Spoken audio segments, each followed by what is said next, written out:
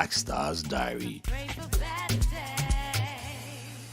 Gary, a lot of Ghanaians obviously were expecting a score, a draw would be the best for Ghana.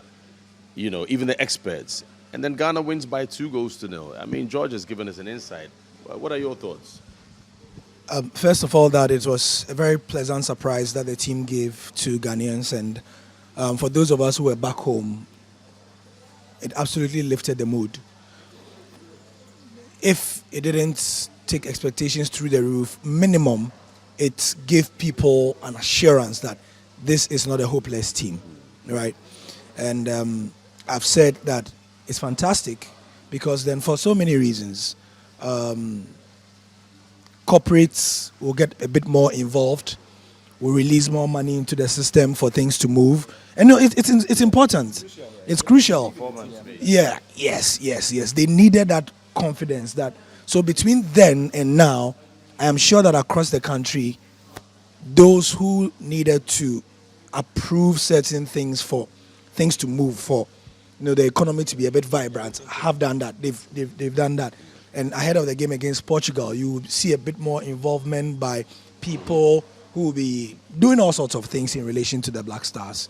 You saw flags this weekend before I left Ghana, and you wouldn't have expected that a week ago. So it's all good.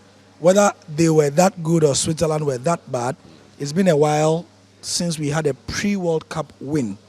2006, 2010, 2014, not the best. However, over a strong opponent, what it also means is that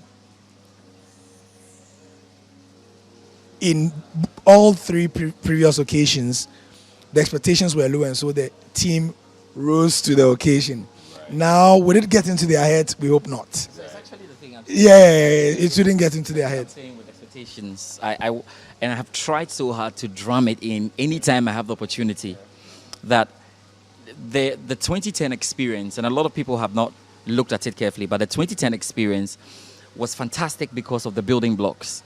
Now we had a 2016 that kept the nucleus.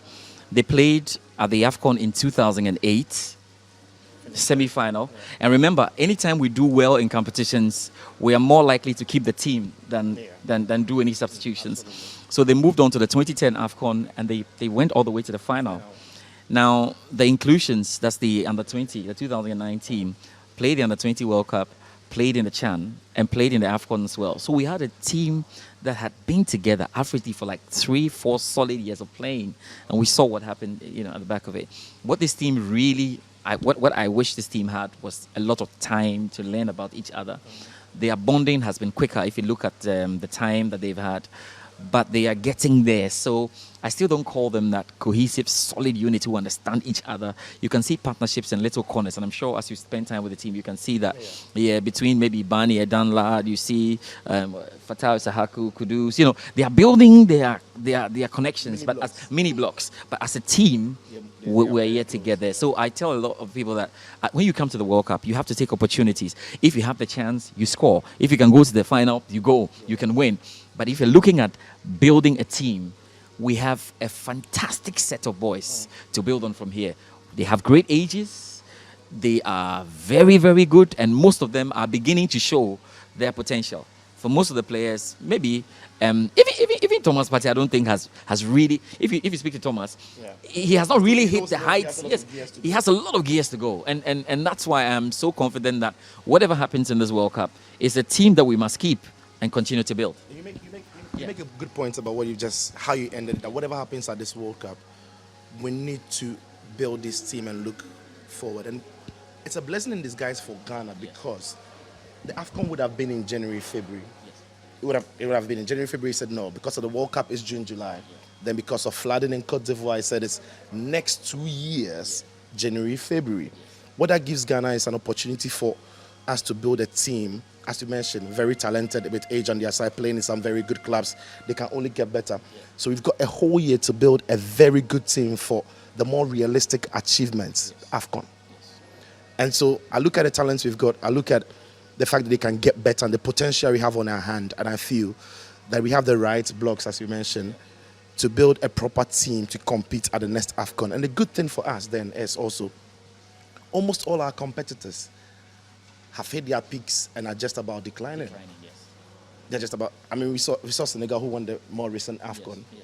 I'm not sure Mane, Koulibaly, Gana Gueye, Neples Mendy, Dieng are going to be as good as they were last year in the next AFCON because age would have been, they might have just been declining.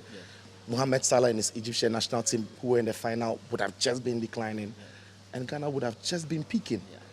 Cote d'Ivoire, Zaha, and all the big boys, Bailey, would all be declining. Maybe Nigeria have got a talented pool who could come in that time, but that gives Ghana a real opportunity to build a team and they realistically compete for the AFCON. So the World Cup is great for us to learn. The World Cup is a great opportunity for us to find something to build on. We can't afford to fluff it. And that's one thing I'm happy about, that the boys are young, they have the potential, and it can only get better. I was just going to add that, you know, the depth in squad we're talking about.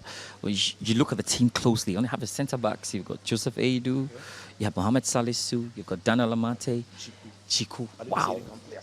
Wow, fantastic ages. Wow, if Alidu Seidu can play as centre back, you go to right back, Dennis Odoi, Tariq Lamptey, Alidu Seidu can fit in there as well. Left back, Gideon Mensah, Baba Rahman. In the middle, even if you're taking central defensive midfielders, you've got Salis, you've got Thomas Partey. I mean, Elisha Owusu. We are talking about some very good players who were left out because the technical team thought they were not ready at this time, or they might, so they could all come in the fold. And Ghana is blessed. We are in a good place here. I think we're in a good place here.